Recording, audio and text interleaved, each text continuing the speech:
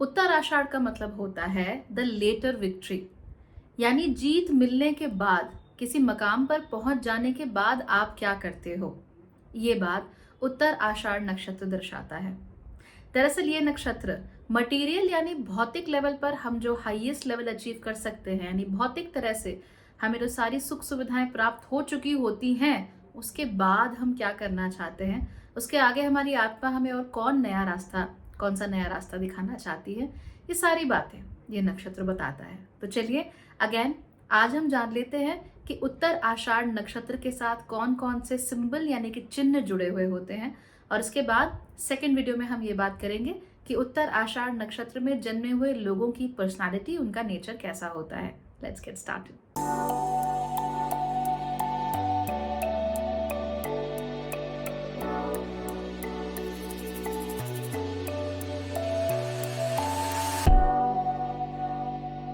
नमस्ते, Bhagyashree holistic astrology में आप लोगों का एक बार फिर से स्वागत है। यहाँ पर हम बात करते हैं पॉजिटिव, इंस्पायरिंग और होलिस्टिक एस्ट्रोलॉजी की, यानी कि एक ऐसा ज्योतिष जो कि आपके पॉजिटिव पॉइंट्स को मैक्सिमाइज कर सकता है और आपके नेगेटिव पॉइंट्स को मिनिमाइज करने में आपकी मदद भी कर सकता है। आज के वीडियो में हम ये जानने वाले हैं कि उत्तर आषाढ़ नक्षत्र के साथ कौन कौन से सिंबल्स यानी कि चिन्ह जुड़े हुए होते हैं और उनका क्या मतलब होता है। लेकिन उससे पहले अगर आपको ये चैनल पसंद है, इसके वीडियोस अच्छे लगते हैं, तो सब्सक्राइब करके अपने दोस्तों के साथ शेयर करना बिल्कुल भी नहीं भूलना है। आप लोग अगर चाहें तो ज्वाइन का बटन दबा के इस चैनल के मेंबर भी बन सकते हैं।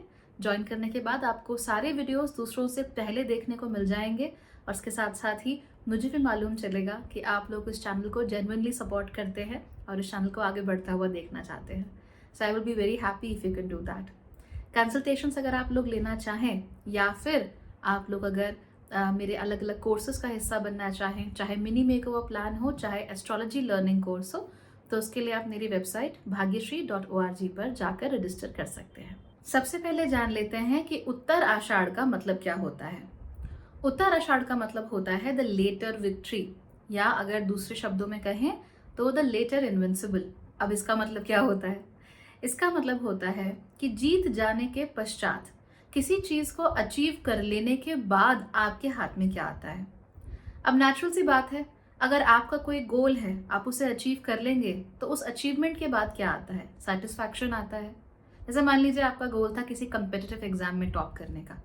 अभी मैं 1-2 दिन पहले ही देख रही थी, बड़े सारे बच्चों ने 10वीं के बोर्ड, 12वीं के बोर्ड जब टॉप कर लिए, चारों तरफ बस उन्हीं की फोटोज, उन्हीं के इंटरव्यूज, और मैं सोच रही थी काश मेरा भी इंटरव्यू ले लिया होता समय से। बट कोई बात नहीं, होता है। जब आपने कुछ अचीव कर लिया है, किसी गोल को पा लिया है, तो क्या मिलता है? आपको फेम मिलता है ना?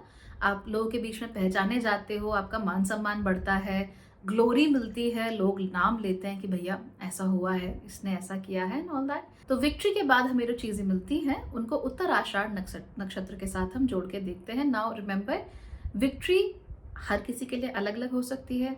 छोटे स्तर पर हो सकती है, बड़े स्तर पर हो सकती है। कोई 10वीं का बोर्ड टॉप कर ले तो वो भी विक्ट्री है, कोई आईएएस का एग्जाम टॉप कर ले तो वो भी विक्ट्री है। तो विक्ट्री तो सभी के लिए है, लेकिन उसके पश्चात जो रिजल्ट्स निकल कर आते हैं वो मोस्टली फेम और मान सम्मान बढ़ना, समाज में आपका कद ऊंचा हो जाना, मोस्टली इस लेवल पर आते हैं। तो जिस लेवल पे आप काम करोगे उस लेवल की ही विक्ट्री और उस लेवल का ही विक्ट्री के बाद आने वाला सेटिस्फैक्शन आप लोगों को मिलने वाला है। तो उत्तर आषाढ़ नक्षत्र इसी को दिखाता है कि जीत जाने के पश्चात क्या होता है। जैसे भगवान राम जब जीत गए थे रावण से, जब युद्ध जीत गए थे, तो उसके बाद उन्होंने क्या किया? उन्होंने विभीषण को लंका की क्या कहते हैं सत्ता जो थी वो दे दी, और उसके बाद वो खुद अयोध्या लौट आए। तो अयोध्या आने के बाद जब उनका घी के दिए जलाकर पूरे अयोध्या वासियों ने स्वागत किया, तो वो क्या है? It's a sort of victory. या महाभारत में जीत जाने के बाद फिर अर्जुन के साथ क्या हुआ? उनके दिल में एक विषाद था, राइट, कि उनका जो कुल है वो नष्ट हो गया, तो उसका विषाद था। लेकिन उसके साथ साथ ही महाभारत का इतना भीषण युद्ध जीतने के वजह से जो उनका नाम हमेशा के लिए इतिहास में दर्ज हो गया, वो भी है। तो दोनों ही केसेस में तो अलग अलग किस्म की चीजें हो रही हैं, दोनों ही केसेस में दो अलग अलग तरह के रिजल्ट्स निकल कर आ रहे हैं। लेकिन इस बात को झुटलाया नहीं जा सकता कि दोनों की जीत हुई है, और इस बात को भी झुटलाया नहीं जा सकता कि जीत के कारण दोनों का ही नाम इतिहास में हमेशा के लिए दर्ज है, उसको मिटाया नहीं जा सकता, राइट। तो यही उत्तर आषाढ़ दिखाता है कि आपने कुछ ऐसा कर दिया है कि जो अब मिट नहीं सकता, now it is there and जो है वो अब तो होकर रहेगा। तो कई बार हम चीज़ों को ऐसे मोशन में डाल देते हैं जिनको रोकना इम्पॉसिबल हो जाता है, both for good reason and for bad reason. वो सारी चीज़ें भी हमें उत्तर आषाढ़ नक्षत्र में देखने को मिल जाती हैं। और बहुत आपने ऐसी हाई अचीवमेंट कर ली कि जिस तक अब आप कोई पहुंच ही नहीं सकता, या जिस तक पहुंचना किसी के लिए बहुत मुश्किल है, उसको भी हम उत्तर आषाढ़ नक्षत्र के साथ जोड़कर देख सकते हैं, राइट। तो इन्हीं चीज़ों को प्रॉपरली सिंबलाइज करने वाला नक्षत्र कौन सा है? उत्तर आषाढ़। इस नक्षत्र का जो सिंबल है वो क्या है? एक खाट या एक बेड के पिछले दो पाए। अगले दो पाए आपको पूर्व आषाढ़ में देखने को मिलेंगे और जो पिछले दो पाए हैं वो आपको उत्तर आषाढ़ में देखने को मिलेंगे। या फिर जो स्क्वायर है, एक स्क्वायर वेदी जैसे बनाते हैं, उस स्क्वायर वेदी का भी जो पिछला भाग होता है वो उत्तर आषाढ़ नक्षत्र में देखने को मिलता है। ये वेदी हवन कुंड या यज्ञ कुंड भी कही जा सकती है। सो आपको ऐसा ही कुछ जो एग्जाम्पल है वो आपको उत्तर फाल्गुनी और पूर्व फाल्गुनी में भी देखने को मिला था, अगर आपको याद हो तो। लेकिन यहाँ पर इसका मीनिंग बिल्कुल चेंज हो जाता है। उत्तर फाल्गुनी और पूर्व फाल्गुनी में वो एंजॉयमेंट की तरफ ज्यादा इंटरेस्टेड है, और यहाँ पर विक्ट्री है, जीत है, उसका रसास्वादन करने में उसका ज्यादा इंटरेस्ट है। ठीक, तो सिमिलर है पर थोड़ा सा भेद है इन दोनों के बीच में भी, कि आपने मटीरियल लेवल पर अब चीजों को अचीव कर लिया है। तो ऑब्वियसली अगर हम एक खाट को देखें या एक बेड को देखें तो वो क्या रिप्रेजेंट करता है? जीत के बाद आने वाला आराम, या जीत के बाद आने वाली सत्ता, और उस सत्ता में जो गद्दी होती है वो गद्दी को भी ये उत्तर आषाढ़ नक्षत्र दिखाता है। जैसे अगर दो राजा लड़ रहे हैं और एक जीत गया तो जो हारा हुआ राजा है वो अपनी गद्दी से च्युत हो जाएगा, और जो जीता हुआ राजा है वो उसकी गद्दी पर भी आकर बैठ जाएगा, और उसकी गद्दी का एक तरीके से वजन या उसका जो इन्फ्लुएंस है वो बढ़ जाएगा। तो उत्तर आषाढ़ नक्षत्र उसको दिखाता है। आराम आप जो करते हो जीतने के बाद, you need to relax, you need to have fun, you need to enjoy your life, वो सब भी उत्तर आषाढ़ नक्षत्र यहाँ पे रिप्रेजेंट करता है।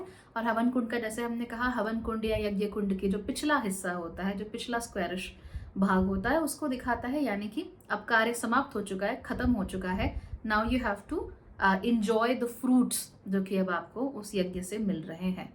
और यज्ञ, आप जब अपने गोल्स के लिए कोई काम करते हो उसको भी आप यज्ञ ही कह सकते हो एक तरीके से। इस नक्षत्र के जो स्वामी हैं वो कौन है? वो है सूर्य।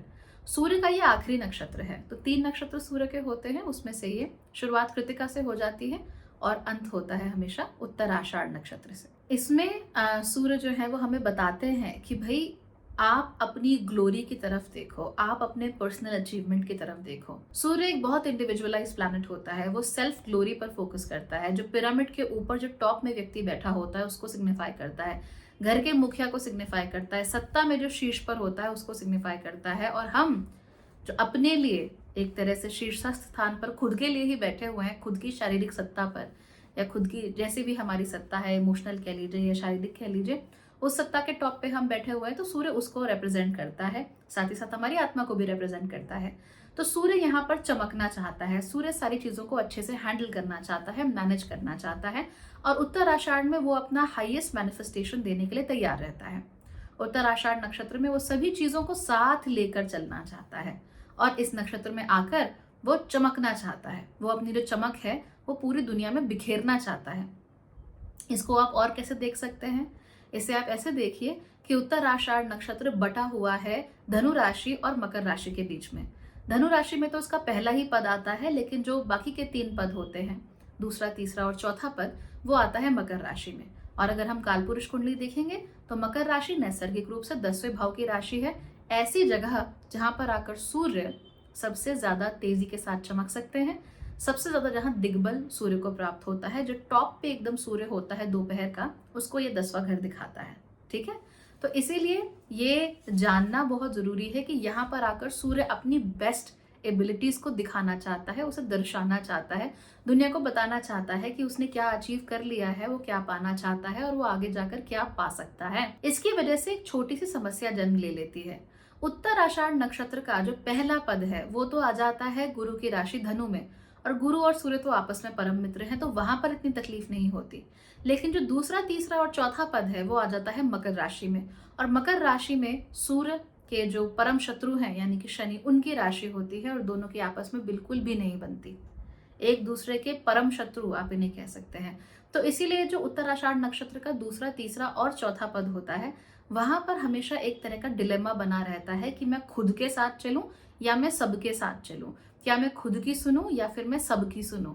नेचर तो यही है कि सबकी सुनो, सबको साथ लेके चलो, लेकिन जब हम सबकी सुनने लगते हैं तो फिर हम अपनी नहीं सुन पाते, और जब केवल अपनी सुनते हैं तो सबकी नहीं सुन पाते। तो हमेशा एक तरीके का डिलेमा, हमेशा एक तरीके का आप फाइट कह लीजिए, या दिमाग में एक तरीके की जंग छिड़ी रहती है कि भाई किसकी सुनी जाए, मी वर्सेस द वर्ल्ड, मेरे एक्सपेक्टेशंस वर्सेस दुनिया के एक्सपेक्टेशंस, मैं कौन हूं, मैं क्या पाना चाहता हूं वर्सेस दुनिया क्या चाहती है, दुनिया मुझसे क्या उम्मीद करती है। एंड क्योंकि यहाँ पर सूर्य है, इसलिए सूर्य अपनी ब्रिलियंट लाइट, चाहे शनि की मकर राशि कैसे भी उसमें कॉन्फ्लिक्ट क्रिएट करे, लेकिन सूर्य अपनी ब्रिलियंस को यहाँ पर जरूर देते हैं। और इसी ब्रिलियंस की वजह से अक्सर ये लोग ऐसी जगहों पर ऐसी चीजों को भी देख पाते हैं जिसे सामान्य लोग नजरअंदाज कर देते हैं।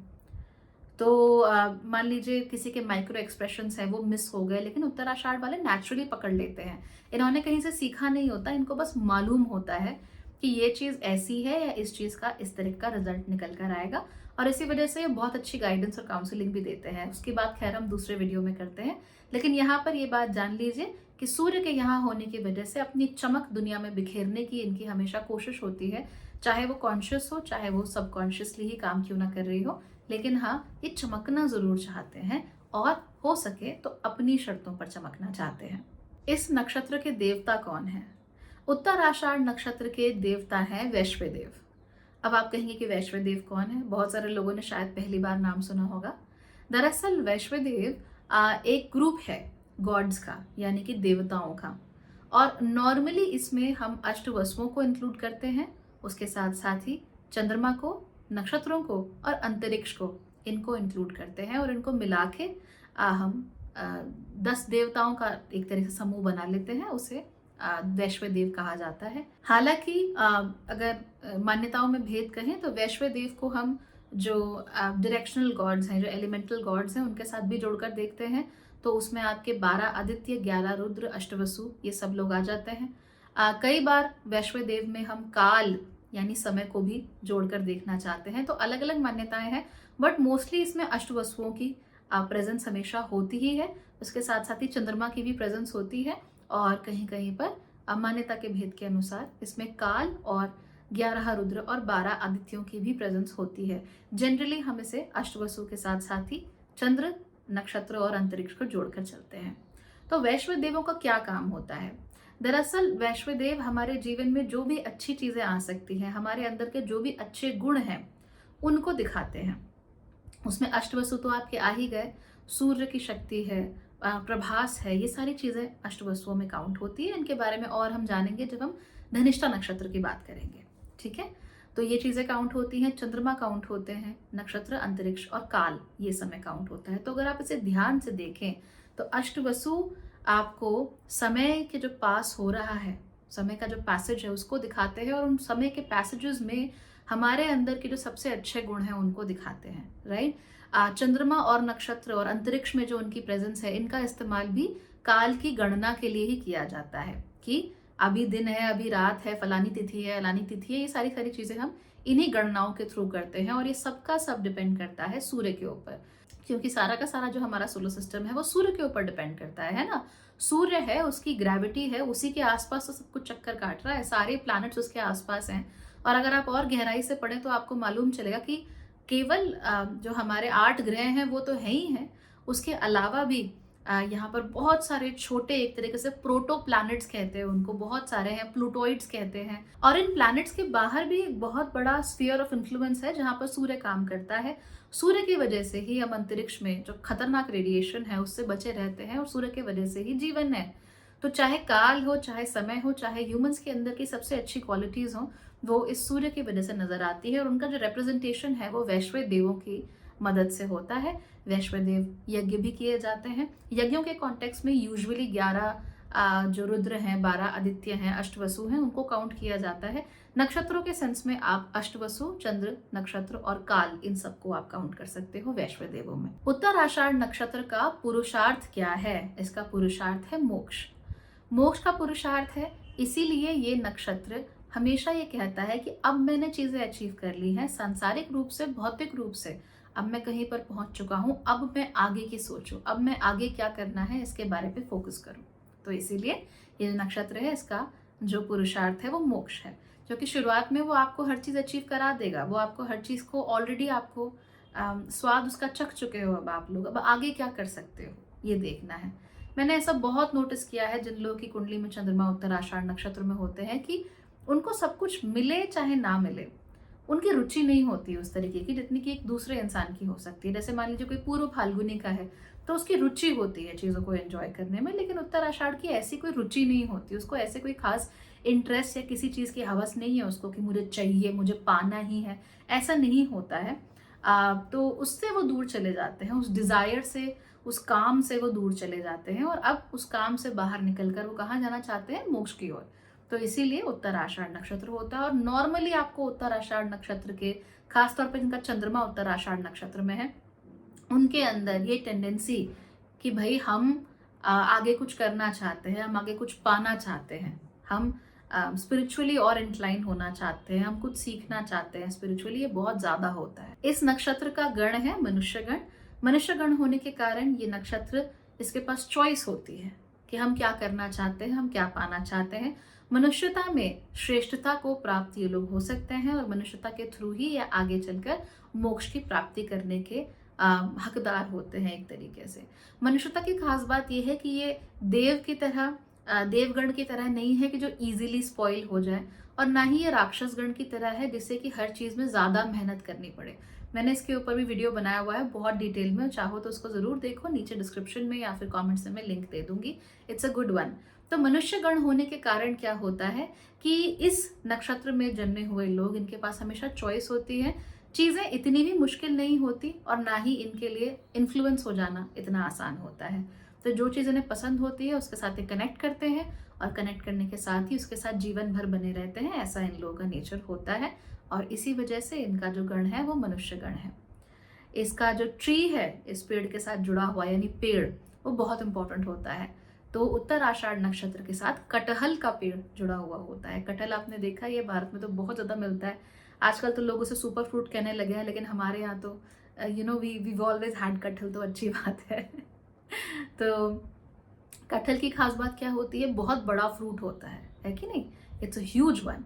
और साथ ही साथ इसके अंदर आपको बहुत सारे पॉड्स जैसे से नजर आते हैं। तो आप इन पॉड्स को बहुत आसानी से कनेक्ट कर सकते हो वैश्व देव के साथ, क्योंकि बहुत सारे डेटीज, बहुत सारे देवता जुड़े हुए हैं। इसीलिए आप इन्हें उन्हीं वैश्व देवों के साथ कनेक्ट करके देख सकते हो। और सारे के सारे एनगल्फ्ड होते हैं एक बहुत हार्ड शेल में, तो उसको आप सूर्य के साथ कनेक्ट करके देख सकते हो। वैसे अगर आप लोग सूर्य बनाते हो कभी ड्राइंग में, तो हमेशा उसकी ऐसे ऐसे किरणें निकालते हो ना, वो सारी किरणें आपको कटहल में बहुत आसानी से देखने को मिल जाती है ना। थॉर्नी सा उसका जो बाहरी खोल होता है वो ऐसा होता है। तो अगली बार से जब भी आप कटहल को देखें तो कटहल को मान ले सूर्य, और कटहल के अंदर जो भी पॉड्स आपको मिलते हैं उन पॉड्स को या सीड्स को क्या मान लेना है? वैश्व देव। तो उसी तरीके से आपको आसानी से अपने ये जो सिंबोलिज्म्स हैं वो याद रहेंगे, कोई टेंशन नहीं है। दूसरी बात, कटहल का पेड़ इसलिए भी जरूरी है, किसी जमाने में कटहल के पेड़ की जो लकड़ी हुआ करती थी उसका भी इस्तेमाल होता था। आई एम नॉट श्योर कि अभी भी होता है या नहीं, लेकिन कटहल के पेड़ की लकड़ी का बहुत इस्तेमाल होता था फर्नीचर बनाने में। So I am not sure if it is still in use, but ऐसा किया जाता है। एंड कटहल का पेड़ आपको इंडिया में बहुत आसानी से कहीं पर भी मिल जाएगा। और सुपर फूड तो जेन्युइनली सुपर फूड तो है, नो डाउट। इस नक्षत्र की नाड़ी होती है अंत्यनाड़ी, और इसकी जो योनि है वो है नकुल योनि। अच्छा, इस नक्षत्र के बारे में, नकुल योनि में एक चीज ध्यान रखनी है कि टेक्निकली 28 नक्षत्र हुआ करते थे, ये मान्यता है। लेकिन जो अभिजित नक्षत्र है वो किसी कारणवश नक्षत्र मंडल से बहुत पीछे चला गया या बहुत दूर चला गया, जिस वजह से अब वो विजिबल एक तरीके से 27 नक्षत्रों का जो सिस्टम है उसमें काउंट नहीं होता। हालांकि अभिजित नक्षत्र है, और ये जो अभिजित नक्षत्र है ये उत्तर आषाढ़ नक्षत्र का ही हिस्सा है। ओके, अभिजित नक्षत्र के बारे में हम सबसे अंत में जानेंगे, जब रेवती का हो जाएगा ना फिनिश, उसके बाद हम अभिजित की भी बात करेंगे। लेकिन अभिजित नक्षत्र है और उत्तर आषाढ़ नक्षत्र का ही वो हिस्सा होता है। उत्तर आषाढ़ नक्षत्र क्योंकि अब योनि के मामले में अकेला पड़ चुका है, 28 थे, यानी हर योनि का मेल और फीमेल काउंटर पार्ट होता है। लेकिन जो उत्तर आषाढ़ नक्षत्र है उसका कोई काउंटर पार्ट नहीं है। यहाँ पर आपको नकुल योनि देखने में मिलती है। नकुल यानी कि मोंगूज यानी नेवला।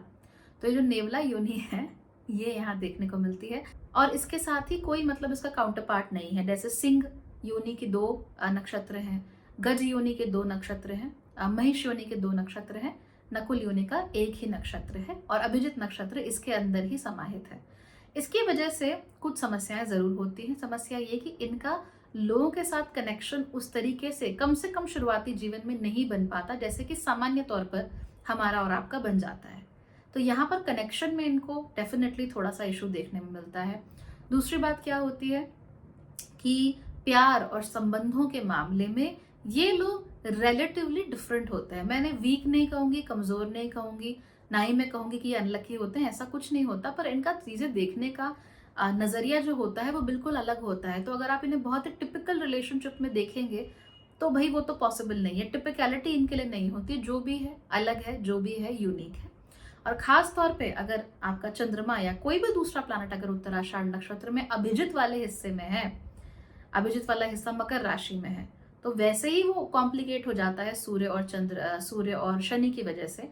लेकिन अगर वो नक्षत्र की जो प्लेसमेंट है वो अभिजित वाले पोर्शन में है तो उससे जो कॉम्प्लिकेशंस हैं या जो कॉम्प्लेक्सिटीज कह लीजिए, complication is the wrong word, complexities हैं कैरेक्टर में वो ज्यादा बढ़ जाती हैं, और ऐसे लोगों का फिर हर किसी के साथ मैच हो पाना इनके लिए संभव नहीं है। हर किसी के साथ ये उठ बैठ नहीं सकते, हर किसी के साथ ये दोस्ती नहीं कर सकते, हर किसी के साथ रिलेशनशिप में नहीं आ सकते, हर किसी के साथ काम भी नहीं कर सकते। They are always looking for something more specific. तो ये स्पेसिफिसिटी इनके अंदर बढ़ती चली जाती है। तो अगर वैसे ही मकर राशि में हो तो चलो कोई बात नहीं, लेकिन फिर अगर उसमें उत्तर आषाढ़ नक्षत्र है देन कॉम्प्लेक्सिटी बढ़ती है। उत्तर आषाढ़ के अंदर भी अभिजित वाले पोर्शन में हो तो कॉम्प्लेक्सिटी फिर बहुत ज्यादा बढ़ जाती है। तो ये हमें डेफिनेटली देखने को मिलता है। Again nothing wrong with it. हाँ, इसको मैनेज करना ये थोड़ा मुश्किल है। अक्सर गाइडेंस नहीं मिल पाती ना हम लोगों को, इसीलिए हम गलती कर देते हैं। गाइडेंस अगर सही मिल जाए तो कोई भी नक्षत्र हो कोई फर्क नहीं पड़ता, आप जिंदगी में अच्छा कर लोगे। ठीक है, तो ये सारी बातें हमने किसके बारे में जानी? उत्तर आषाढ़ नक्षत्र के बारे में। इसके चिन्ह कौन कौन से हैं, उनके क्या क्या मतलब होते हैं, ये हमने जान लिया। अगले वीडियो में हम जानेंगे कि उत्तर आषाढ़ नक्षत्र में जो लोग जन्मे हुए होते हैं उनका नेचर कैसा होता है और ये लोग कैसे अपने आसपास की दुनिया के साथ नेविगेट करते हैं। ठीक है, तो वो वाला भी जरूर देखना है वीडियो। और अगर आप किसी उत्तर आषाढ़ नक्षत्र वाले व्यक्ति को जानते हो तो उसके साथ दोनों वीडियो शेयर जरूर करने हैं। ठीक है, thank you so much for watching.